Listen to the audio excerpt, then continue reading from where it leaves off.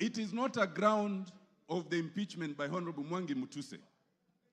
But it has become a clear ground from yesterday's interview that the DP is incapable of deputying the president.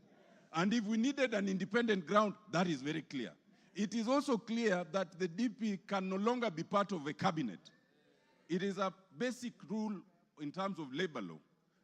If you cannot work with your boss, if you insubordinate your boss, if one person is to go, is the subordinate, not the boss. Mr. Speaker,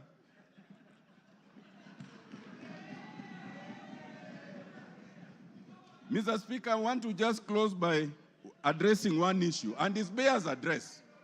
Some Kenyans, hello, Mr. Speaker, it is important to address this issue. Some Kenyans want us to divert attention from the impeachment that is before us. There's only one impeachment motion before us, and it's in respect of the deputy president.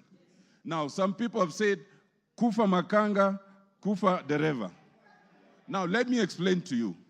First of all, when you say Kufa Dereva, Kufa Makanga, you must remember that in that bus there are passengers. And those passengers can die if you are reckless.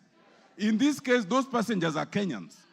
We as parliament must navigate that issue so carefully that the passengers called Kenyans remain safe. Mr. Speaker, that is extremely important. Why? We are in a very unique position where we have a president and a deputy president, but we do not have an IBC.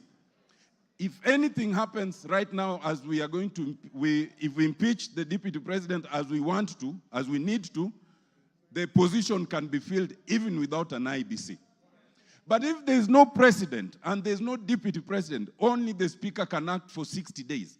Within those 60 days, there must be an election. We cannot currently have an election because we have no IBC. To have IBC commissioners, you need a president to nominate the board that will select them.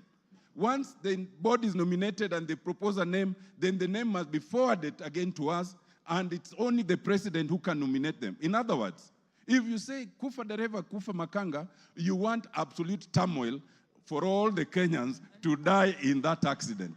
That would be a very reckless act. Mr. Speaker, I am convinced, having looked at the deputy president,